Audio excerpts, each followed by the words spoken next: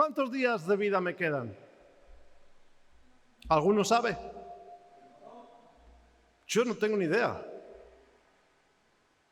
¿Cuántos días me quedan en esta tierra? Porque eternos, somos eternos desde que nos concibieron en el vientre de nuestra madre. Ahí comenzamos y después toda la eternidad. Ahora, ¿cuántos días me quedan en esta tierra? ¿Cuántos días me ha dado el Señor para que yo pueda generar fruto que abunde en mi cuenta? No lo sé. No me preguntaron dónde quería nacer, ni qué día quería nacer, en qué siglo, ni en qué país. No contaron conmigo. ¿Contigo contaron? ¿Te preguntaron? ¿Cuándo tengo que morir? ¿Cuándo tengo que partir de esta tierra? Tampoco. No, a no ser que Dios te dé una revelación, no sabemos. Sí sabemos una cosa, que el día que pasó ya no vuelve. Eso de la máquina del tiempo y de volver al futuro, etcétera, etcétera, es una fantasía. No podemos volver a los años 80 y empezar de nuevo, qué sé yo, por decirte alguna cosa. Aquellos errores que cometí en el pasado ya están cometidos. No puedo borrarlos, no puedo volver a enmendarlos, porque no puedo regresar en el tiempo va para adelante. Y los días que se fueron ya no volverán. Luego hay que aprovechar todos esos días y mirar la vida con una perspectiva de eternidad, porque vamos hacia adelante en el tiempo. Y si estamos aquí es por dos razones. Una, para ayudar a otros y para ser luz y salvar almas que el diablo quiere arrebatar. Y dos, para generar fruto que abunde en nuestra cuenta, yo lo llamo para ahorrar en el banco del cielo, para que cuando yo vaya al cielo tenga el cajero con algo de guita, si no. Y hay que aprovechar el tiempo y aprovechar los días, porque ya hemos perdido muchos, ya pasaron muchos que hicimos cualquier cosa. Hay personas que el Señor les pone todo en bandeja y que nacen con ventaja sobre otras y el Señor les exige más. Hay otras personas que nacen en desventaja y el Señor les ayuda más, luego estamos todos parejos. En esta semana estaba viendo la vida de Salomón.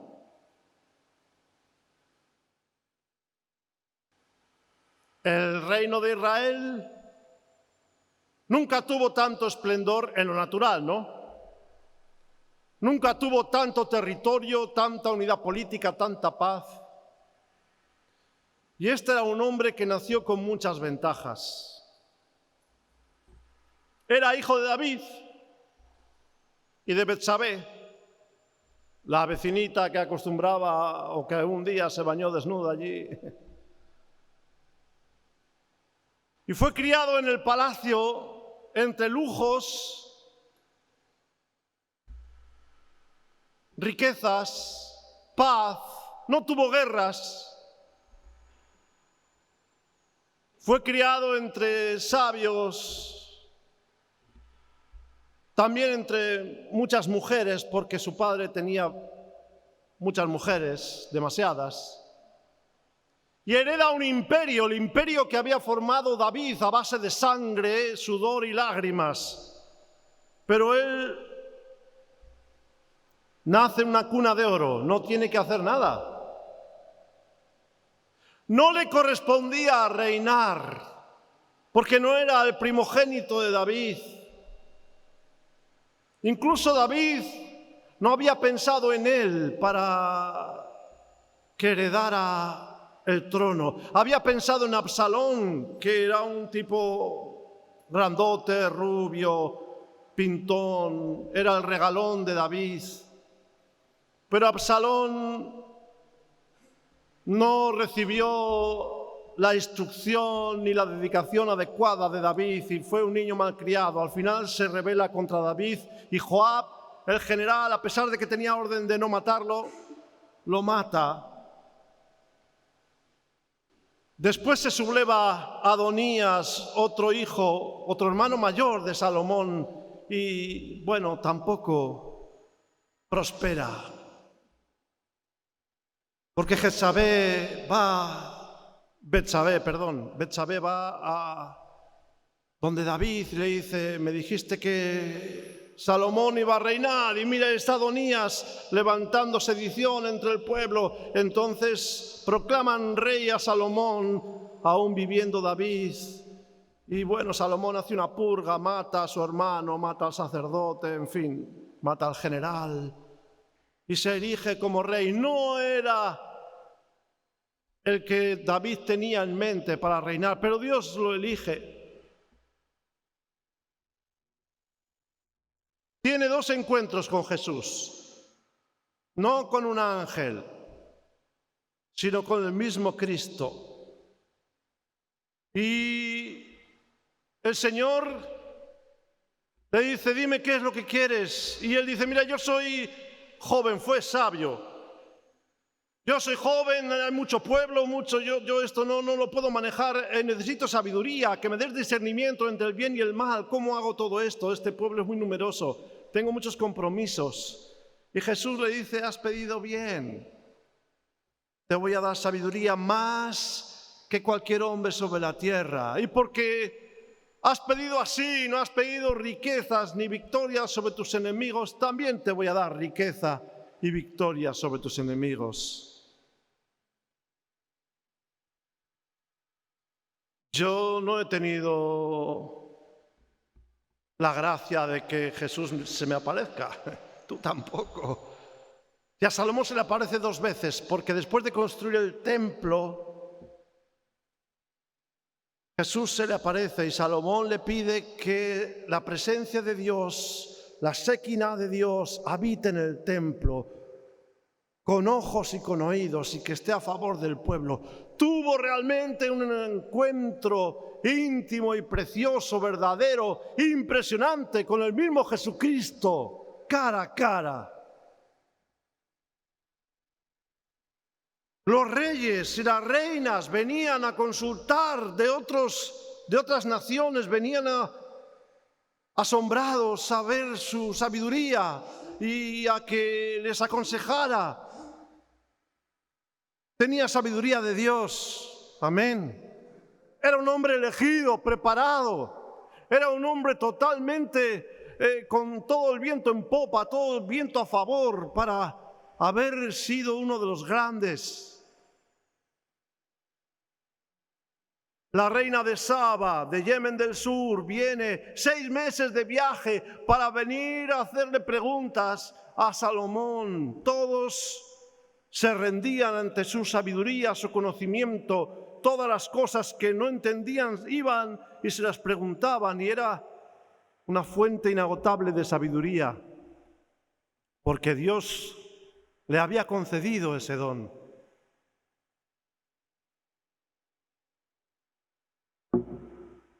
Pudo construir el templo. David quiso construir el templo para que el arca de la alianza, la presencia de Dios, no habitara más en tiendas. Y David quiso construir el templo. Y le pidió permiso al Señor y le dijo, no, tú eres un hombre de guerra, tienes mucha sangre en tus manos, tú has vivido situaciones realmente... No. Pero aún con todo, juntó todos los materiales, oro y piedras preciosas y maderas preciosas y se lo puso todo en bandeja a Salomón. Salomón lo tenía todo para haber hecho grandes cosas. Sin embargo, no supo gestionar los dones que Dios le había derramado en su vida.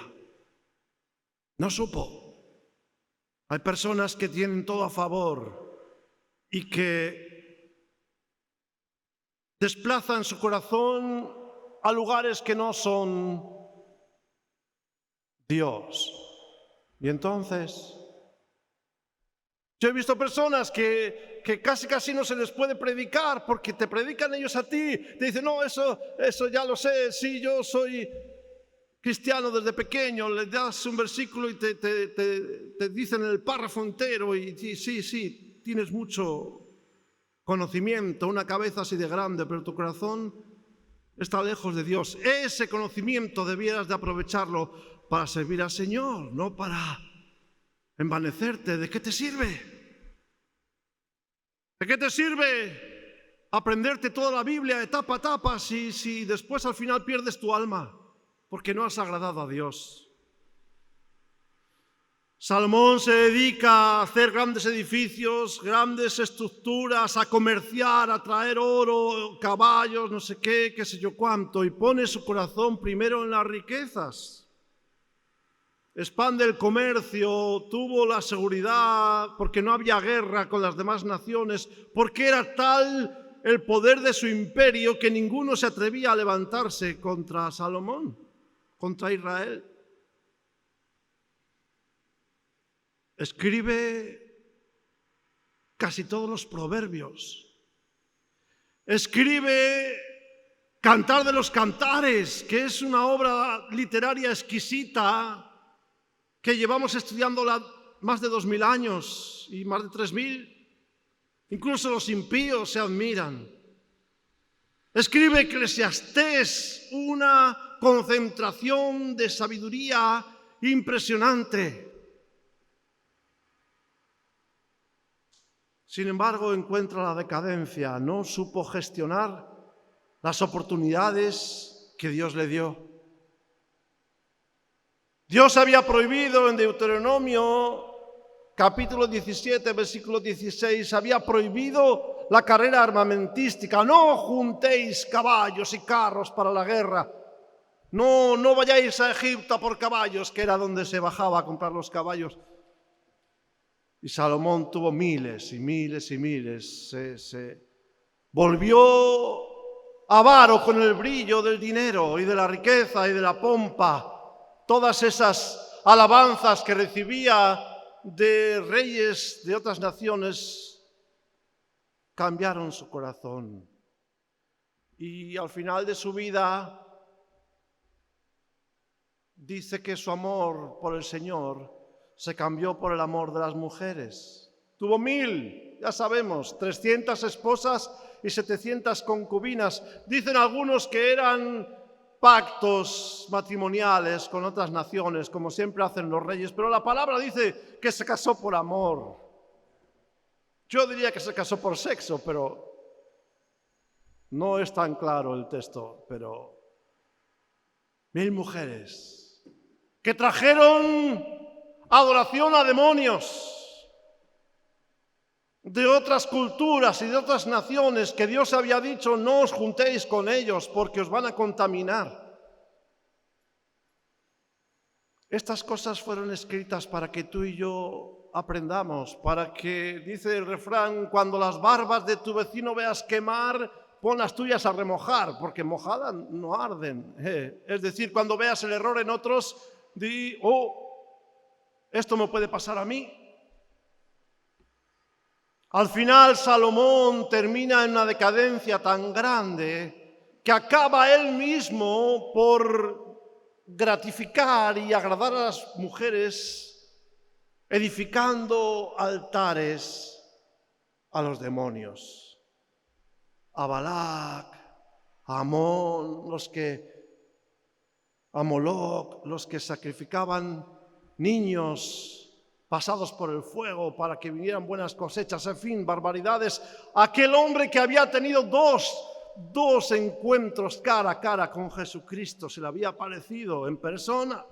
Aquel hombre que había edificado el gran templo de Jerusalén y que había cumplido los deseos de su padre, y la presencia de Dios habitaba allí con ojos y con oídos para que el pueblo pudiera consultar. Prioriza las riquezas sobre la ley de Dios y el amor de Dios. La F de las finanzas, la F de la fama, la F de las faldas, todas las 3 Fs tenía Salomón. Al final no sabemos si cuando vayamos al cielo lo vamos a encontrar allí, pero sí sabemos que los frutos del final de su vida dejan mucho que desear. Después de su muerte, el reino se divide. Cesa el esplendor de Israel. Lo que tenía que haber sido una etapa gloriosa y una herencia gloriosa termina siendo un desastre. Un desastre.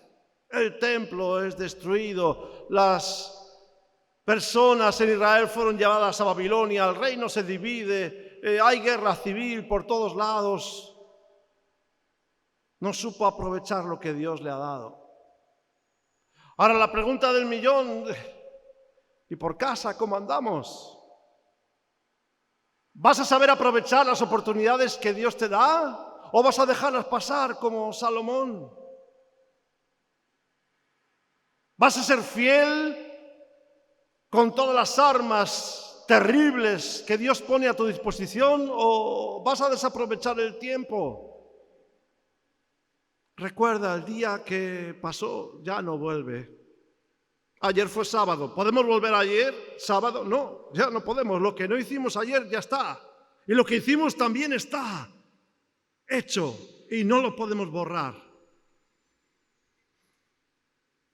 Hay que vivir lamentándose y vivir en el pasado como viven otros angustiados. No, porque el pasado no lo tenemos ya en nuestras manos. No tenemos ese poder. Tenemos poder en el presente y en las cosas que hagamos a futuro, no en el pasado. Veía también la vida de David, el padre de Salomón. Era un pastor, un niño que cuidaba las ovejas. Como era el último de los hermanos, tenía todos los hermanos mayores, no era el primogénito, lo dejaban en el campo a cuidar las ovejas. Y cuando Saúl se rebela contra Dios y Samuel viene a casa de Isaí, su padre, a nombrar al rey por revelación divina, convocan a todos los hermanos, menos a David. Y Samuel ve pasar uno a otro y el Señor le dice, este no, este no, este no, este no. Y Samuel se vuelve loco, pero si me has dicho que uno de los hijos de Isaí es el rey y ahora me dices que no. Oye, Isaí, ¿estás seguro que están todos tus hijos? El pequeño se quedó en el campo. Llamadlo, también es hijo. Ni su padre se había acordado de él.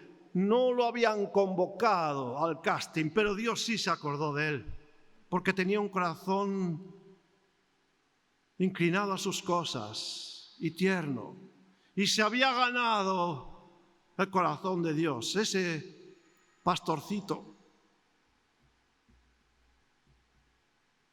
David, el nombre David significa el amado, el elegido por Dios. Qué buen nombre, ¿no? Qué bueno que Dios te llame el elegido, el amado. Así estaba tan amado por Dios, que lo llama desde detrás de las ovejas. Uno puede decir, ¿cómo un pastorcito de Israel va a ser el rey? Lo tiene todo en contra, jamás. Su padre no era un gran general ni un descendiente de Saúl, no, era uno más, dijéramos. Pero Dios, que pesa los corazones, no se le escapa nada. Amén.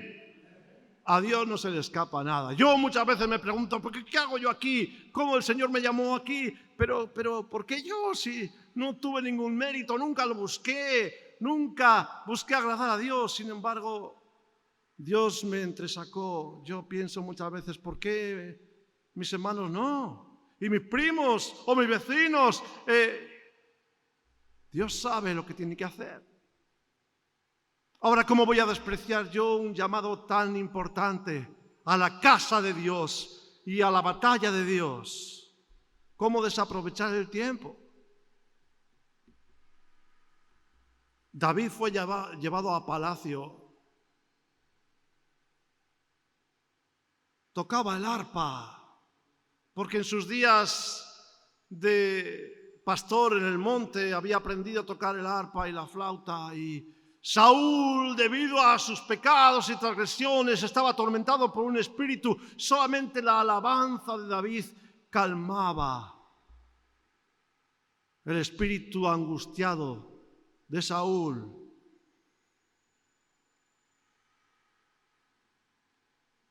Se gana la amistad de Jonatán, el hijo del rey. Se enamora de Mical, la hija del rey. Todo esto estaba en los planes de Dios, no en los de David. Si le hubieras preguntado allá en el monte con las ovejas, ¿tú qué vas a ser? Y ¿qué voy a ser? El pastor toda la vida, ¿qué voy a ser? No el rey de Israel. Le envían a llevar comida a sus hermanos. Hacía 40 días que tenían guerra contra los filisteos. 40 días y 40 noches salía un gigante de 3 metros a desafiar a un combate individual al pueblo de Israel. Nadie se atrevía, todos los superhombres y supermachos de Israel. Nadie, ¡uy, madre mía! Un tipo criado para matar, entrenado para matar desde su infancia. 3 metros de alto, estos serán 2 metros. Ponle 1 metro más, menudo. Te da un tortazo, te arranca la cabeza. Nadie se atrevía. Ni los hermanos de David, ni Saúl, que dice la palabra que pasaba por encima de los hombros y de la cabeza. Todos los demás era grandote, pero estaban ahí muertos de miedo. Y Goliat, que así era el nombre del gigante, conocemos la historia, desafiaba un combate individual. Si yo gano, los israelitas serán esclavos de los filisteos. Si alguien me gana, a ver quién es el guapo, nosotros seremos esclavos de Israel. Y este pobre rubiecito, que era un adolescente, va con la viandita para sus hermanos, y sus hermanos le dicen: ¿pero qué haces aquí? Pero no ves que estamos en guerra, tú has venido aquí de juego, has venido aquí a espiar, a jugar, esto no es un juego, nene. Pero David escucha a este fanfarrón y este gigantón del ejército de élite, del grupo de élite de los filisteos, y cuando lo ve dice: pero ¿cómo que estamos temblando aquí? Pero ¿no sabéis de qué espíritu somos? ¿Quién es este filisteo incircunciso para desafiar a los escuadrones del Dios viviente? Yo voy a ir y lo voy a comer como pan. Nene, déjate de hinchar, vete para casa. Si no mides ni 1,10, vete para casa. No, tanto insistió en su fe, en su certeza de la victoria, que le pusieron un casco, la armadura, le quedaba todo colgando y lo mandaron y dice: no, yo con esto no puedo ir, no estoy entrenado con estas armaduras y me voy a tropezar, me voy a caer, un ridículo. No, yo me llevo mi onda de revoleo, agarraré 5 piedras, porque tenía 4 hijos que estaban ahí también, Goliat. Por si acaso iban viniendo, No pregunto cuántos son, como Martín Fierro, sino que vayan viniendo. Y sabemos la historia.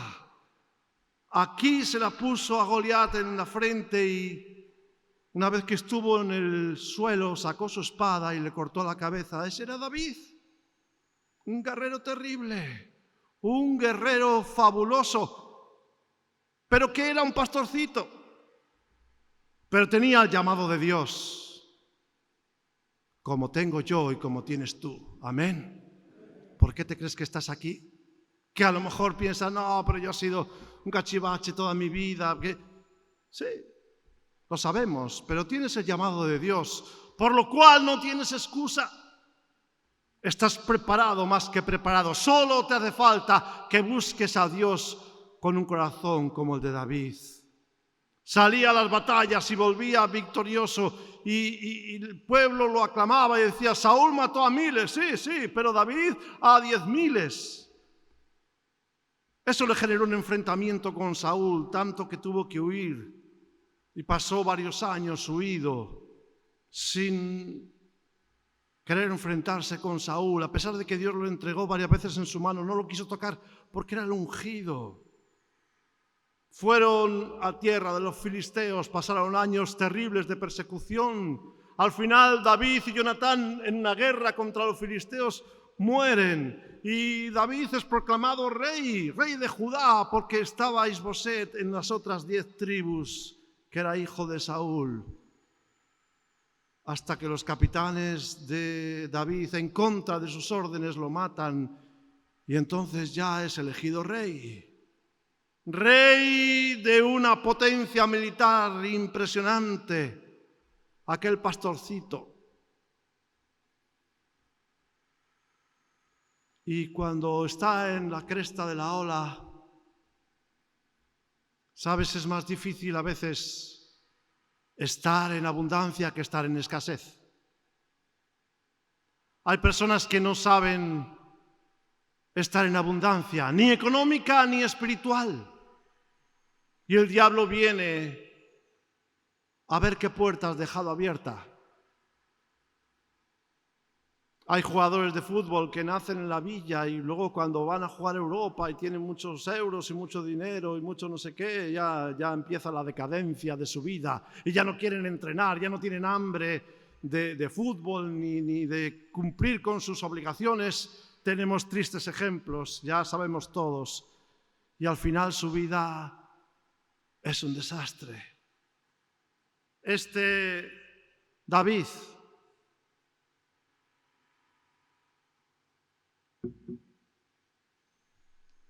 que Dios dice que es su amigo y que tiene un corazón tierno para Dios, el que escribió el Salmo 23, entre otros muchos salmos, un día ve a la vecina, no va a la guerra, se queda echando la siesta en el palacio, y un día ve a la vecina que se está bañando desnuda en el patio.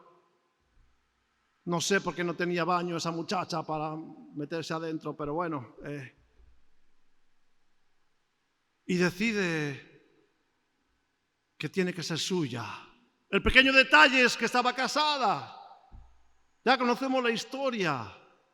Estaba casada con un amigo suyo, con un general, con un capitán de su ejército, y al día siguiente, a los 2 días o a los 2 meses, no sé, la vecina le dice: estoy embarazada y mi marido no está. Eso era castigado con la muerte en aquellos tiempos en Israel. Ahora no hubiera pasado nada, ahora se divorcia uno, qué sé yo, van a hacer un asesinato que llaman aborto, etcétera, etcétera, y bueno, pero no es así delante de Dios. David llama al marido y dice: hola, ¿qué tal estás? Vete a tu casa a descansar, a ver si ya que vienes de la guerra tienes relaciones con tu esposa, y así el embarazo se disimula. Pero el marido, que es fiel hasta la médula, no quiere. Estando todos en batalla, voy a estar yo gozando con mi mujer. No, me quedo en el cuartel. Un desastre. Un desastre. Al final diseña la muerte de su amigo Urías. Sí, David, el que expulsaba al demonio del rey Saúl, diseña la muerte de su amigo. Y ahí viene la hecatombe. A partir de ahí, adúltero y asesino, empieza a contristar al Espíritu Santo. Y trata de ocultarlo porque es tanta la vergüenza y las consecuencias. Pero el profeta Natán viene y desvela el misterio y dice: David, ¿qué haces? Tienes que restaurar esto. Y le da a elegir entre 3 disciplinas. Al final el niño muere porque David elige la disciplina de Dios y no la de los enemigos o de los hombres. Y el profeta le dice: el niño morirá y tendrás aflicción y problemas familiares todos los días de tu vida y se cumple la profecía, porque para eso es palabra de Dios. Muere el niño. Se levanta Absalón en su contra, que era el ojito derecho de David, y lo matan. Amnón viola a su media hermana Tamar, los dos hijos de David.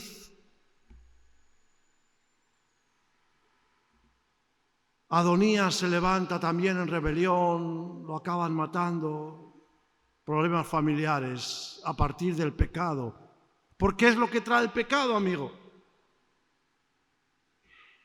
Dios no le permite levantar el templo de Jerusalén, que era su anhelo más ferviente.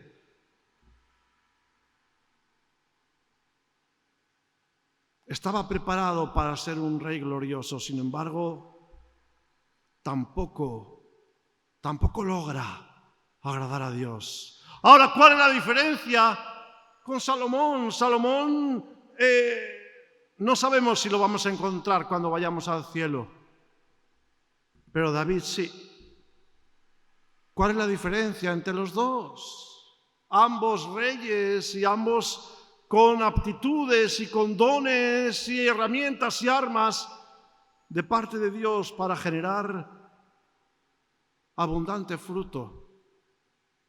La diferencia es el Salmo 51 que escribe David. Vamos a leer. Salmo 51.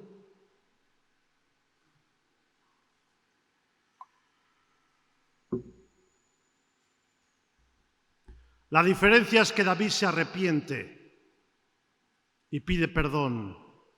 Esto es lo maravilloso de Dios, que no hay pecado que no pueda perdonar o que no quiera perdonar, salvo la blasfemia contra el Espíritu Santo, pero esa es otra película para otro día. Salomón no pide perdón. Salomón en su orgullo se mantiene tieso como una estatua, y David derrama su alma delante de Dios y le dice: Señor, yo sé que he metido la pata hasta dentro, yo sé que no lo merezco, pero perdóname, Señor. Mis pecados son rojos como la sangre, pero solamente tú puedes volverlos blancos como la nieve.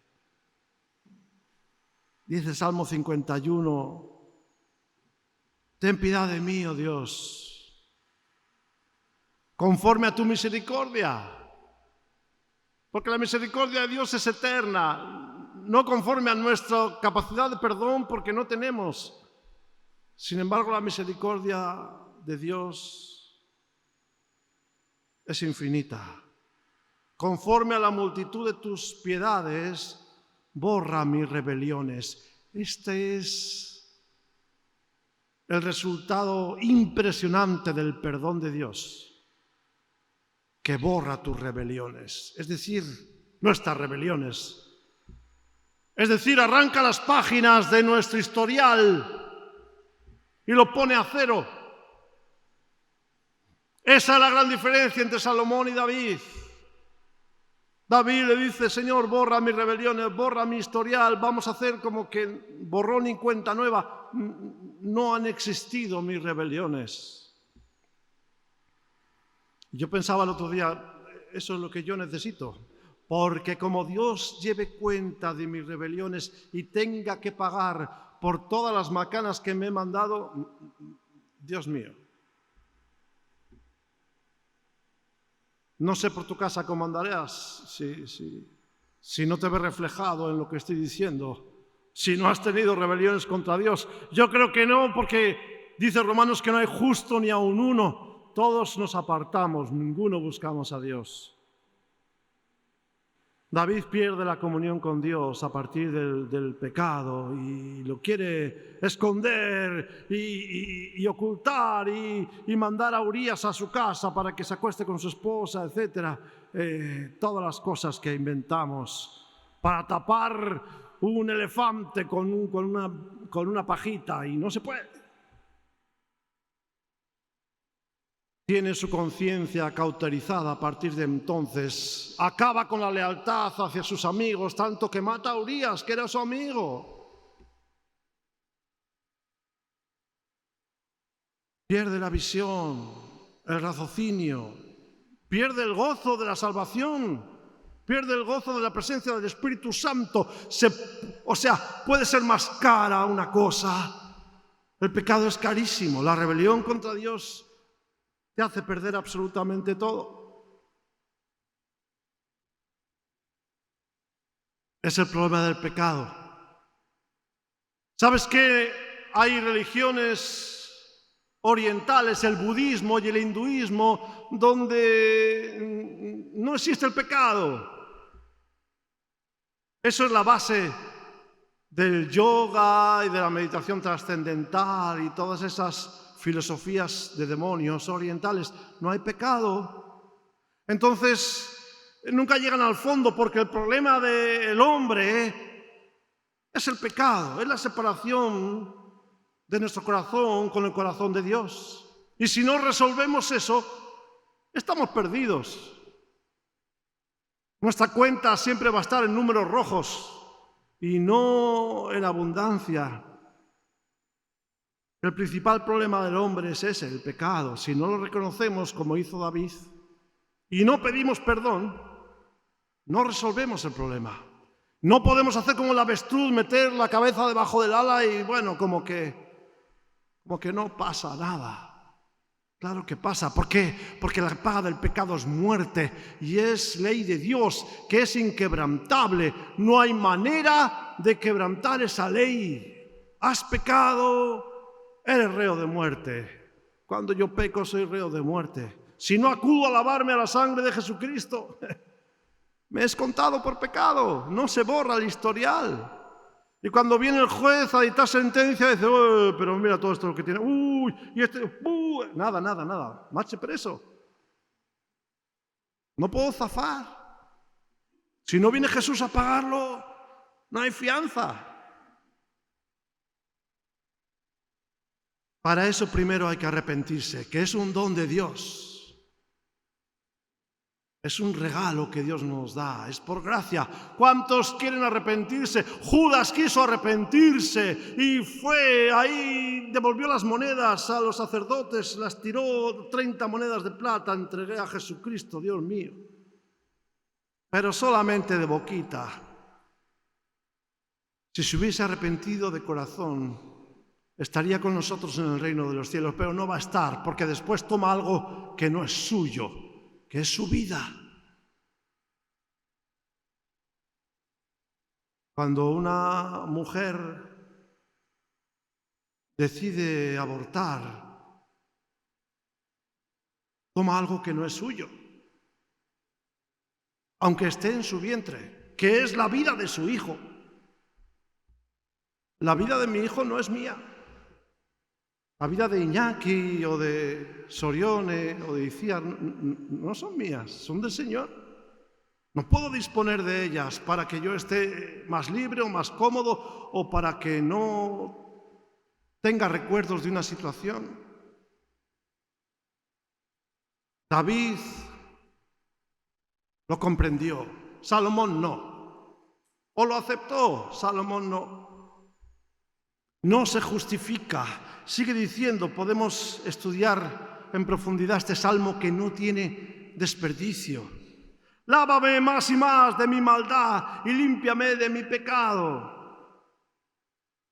David se reconocía lleno de maldad y lleno de pecado. No transfiere la responsabilidad a otro.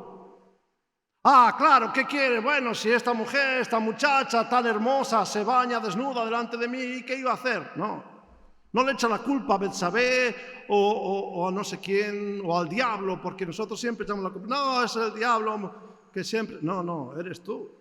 Soy yo. Es mi corazón. Y yo, que sabiendo que es malo y perverso, inclinado hacia el mal, le permito que galope a sus anchas y que me dirija. No puede ser. No transfiere la responsabilidad. no lo oculta. Al principio intenta ocultarlo, pero al final le dice a Natán, el profeta, que viene a revelar el pecado, y dice, sí, es verdad. ¿Qué voy a hacer? Tomé lo que no era mío, tomé la esposa de otro, de un amigo, y encima después, para tapar semejante macana, mandé matarlo. Y David confiesa, en una confesión sincera, y eso fue lo que le abrió las puertas del corazón de Dios a misericordia. El Señor lo perdonó. Dios tampoco lo oculta. No conocemos todos los años y todos los días de las cosas de David. Podía el Señor haber pasado por alto este episodio y no haberlo escrito en su palabra, pero Dios lo escribe para que tú y yo tomemos ejemplo y aprendamos. Y comprendamos que tenemos un Dios misericordioso que perdona pecados. Amén. Siempre y cuando lo confieses de corazón, no de labio. Sí, Señor, perdóname. No. Una confesión genuina. Que Dios te crea y que tú mismo te creas. Siempre y cuando dice que confiesa el pecado y se aparta. Amén. Y se aparta, repite conmigo, se aparta. ¿Cómo? Se aparta, porque si yo digo, sí, perdóname, pero vuelvo a hacer otra vez lo mismo, dice, macho, ¿qué? ¿A qué estás jugando? ¿Me estás engañando? Otro pecado, me has mentido además del otro pecado. El que confiesa el mal y se aparta, alcanza misericordia. De tal manera que dice Pablo, el que hurtaba no hurte más, que trabaje con sus manos para generar riqueza y dársela a otros que tengan necesidad. Lávame más y más, dice David, porque estoy sucio, porque el pecado es inmundicia, rebelión contra Dios. Regenérame. Qué bueno cuando uno ha trabajado todo el día y está lleno de tierra y está lleno de sudor y de cansancio y vas a la ducha. Qué relax, y te bañas bien y te enjabonas y sales limpito y un poco de perfume. Qué diferencia, ¿no? Así somos cuando la inmundicia del pecado nos llena.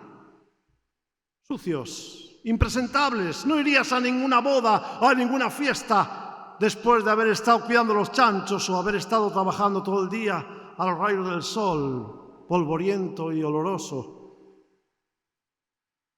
Menos delante de Dios, que sin santidad nadie lo verá. Porque yo conozco mis rebeliones, sigue diciendo. Yo reconozco mis rebeliones, sí. Yo lo reconozco, soy pecador. No hay justo ni aun uno, solamente Jesucristo fue hallado sin pecado, fue el único digno de abrir los sellos porque no tuvo pecado durante su vida, supo gestionar y dominar. Ninguno de nosotros podemos decir lo mismo. Y David reconoció eso, sí, soy el rey, pero no he sabido gestionar todo lo que Dios ha puesto a mi disposición. Mi pecado está siempre delante de mí. Versículo 3. Soy consciente y reconozco y me acuerdo. Ten por seguro que David no olvidó a Urías ninguno de los días de su vida. Porque está bien que el Señor perdona tus pecados, pero Dios sana tus heridas, pero la cicatriz queda ahí. Porque lo que hice ya está hecho, no lo puedo borrar. Puedo pedir a Dios que lo perdone y que lo cubra con su sangre, pero yo lo hice. ¿Sabes qué? Mejor no hacerlo. Es más sabio. Porque el pecado siempre tiene sus consecuencias. Contra ti solo he pecado, versículo 4, y he hecho lo malo delante de tus ojos, para que seas reconocido justo en tu palabra y tenido por puro en tu juicio. He aquí en maldad he sido formado. Versículo 5, desde el vientre de nuestra madre, que somos inclinados hacia el mal. En maldad he sido formado. Aunque los niños sean inimputables porque no tienen el discernimiento, ya vemos su corazón. ¿Nunca te agarraste a piñas con tu hermano por la bicicleta? ¿O por el autito? ¿O por el postre? Siempre vamos a lo malo. Aún los niños, aunque sean inocentes e inimputables, por lo menos hasta que tengan 12 años. El mundo dice, no, el hombre es bueno por naturaleza, es la maldad, la sociedad el que lo corrompe, decía Descartes. No, es al contrario, somos malos. Solamente Jesucristo puede hacer algo bueno con nosotros. De nosotros no sale nada bueno. Si algo bueno ha salido de estas manos, ha sido por la obra que Jesucristo hizo en mí. No hay otra manera. ¿Qué vas a hacer con tu corazón y con tus manos y con tus pecados? ¿Seguirás tratando de ocultarlos como Salomón? Yo soy el rey y aquí da igual lo que diga quien sea. ¿Seguiré edificando altares a los demonios? ¿O vas a hacer como David y reconocer y decir, Padre, estoy lleno de pecado? No tengo otra solución. Menos mal que viniste a buscarme y a ofrecerme el indulto de tu misericordia, porque no hay solución en el espíritu del hombre. He aquí en maldad he sido formado y en pecado me concibió mi madre. No tenemos alternativa. Somos reos de muerte no desde que nacemos, desde que estamos en el vientre de nuestra madre. Por un hombre, por Adán, entró el pecado en el mundo, pero por otro, Dios trajo la solución por Jesús. He aquí tú amas la verdad en lo íntimo y en lo secreto me has hecho comprender tu sabiduría. Purifícame con hisopo y seré limpio. Lávame y seré más blanco que la nieve. Qué sucio se sentía David y qué sucios debemos de sentirnos nosotros si analizamos bien nuestras vidas. Esconde tu rostro de mis pecados y borra todas mis maldades. Necesito que intervengas, Señor. Necesito que intervengas, porque si no mis maldades estarán en mi prontuario y no voy a zafar, el juez me va a condenar. Sí sabes de lo que hablo, ¿no? Amén. Sabes de lo que hablo. Crea en mí un corazón limpio. Limpio, porque el que yo he generado está sucio. Y renueva un espíritu recto dentro de mí. Porque todo lo que pienso son macanas y todo lo que elaboro son barbaridades y rebeliones. No me eches de delante de ti y no quites de mí tu Santo Espíritu. Ay, Dios mío.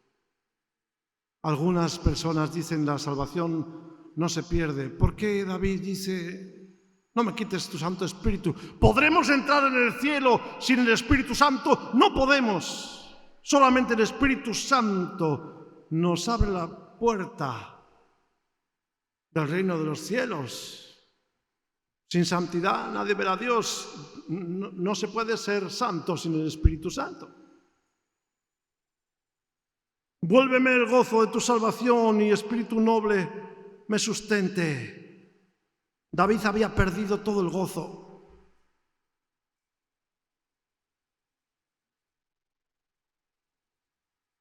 Entonces enseñaré a los transgresores tus caminos y a los pecadores, y los pecadores se convertirán a ti.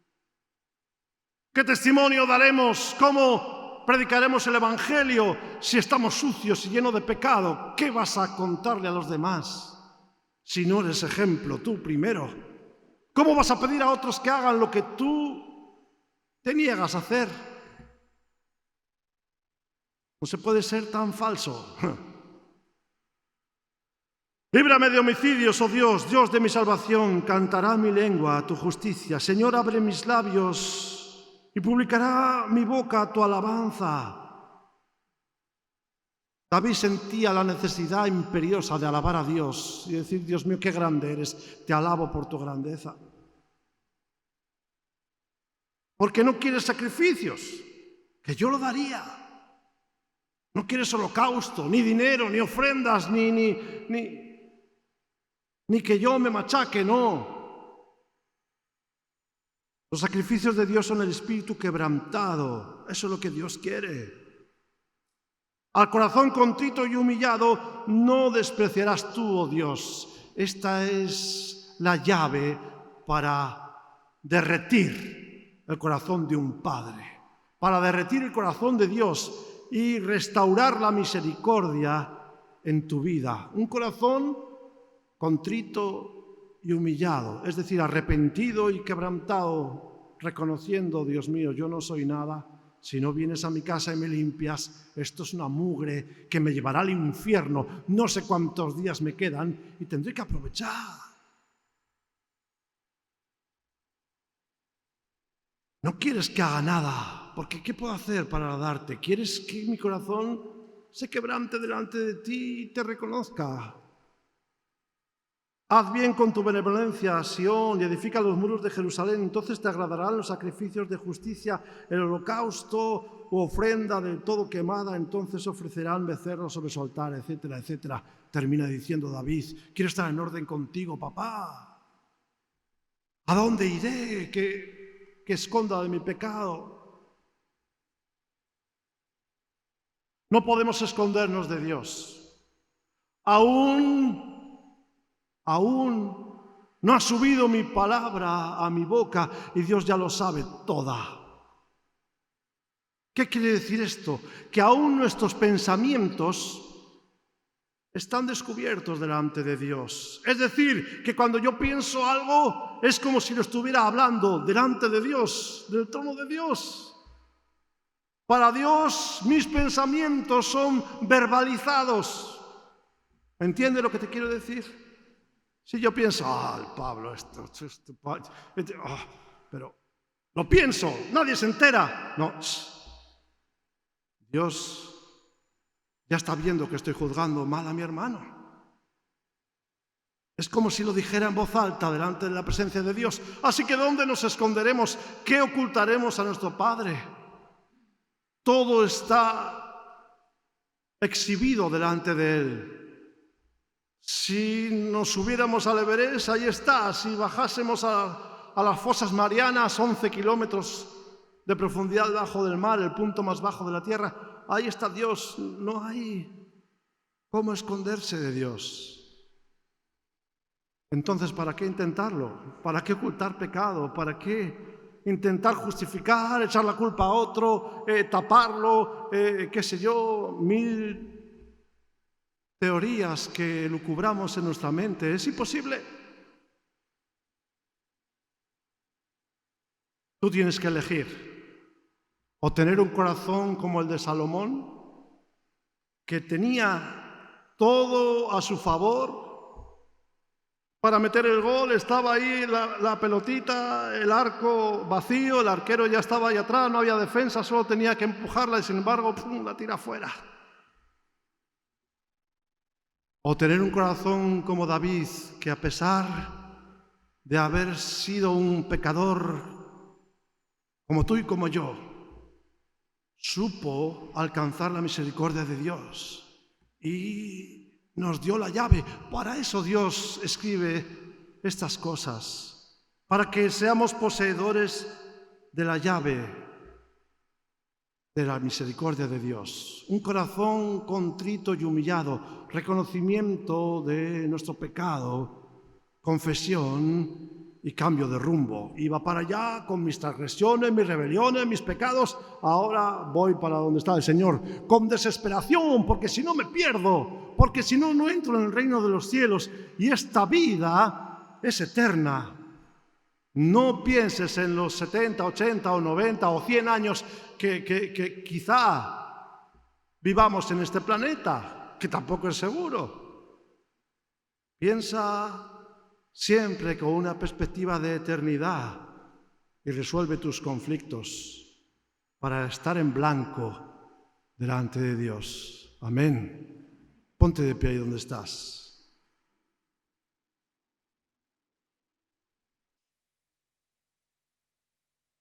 Ya tu corazón ha sido limpio por la palabra que hemos escuchado de Dios. Perdón. Ya tenemos instrucción necesaria. Ya no tenemos excusa. Hay que limpiarse.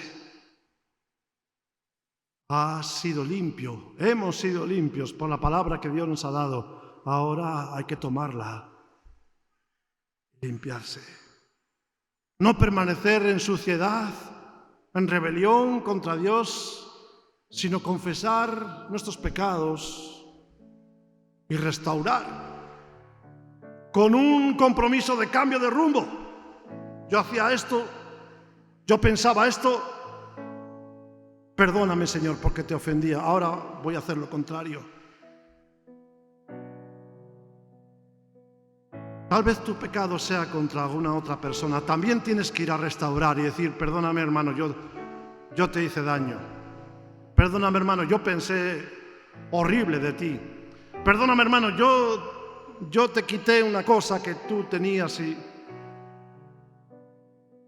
No es solamente viro de boquita, sino primero de corazón y después de manos.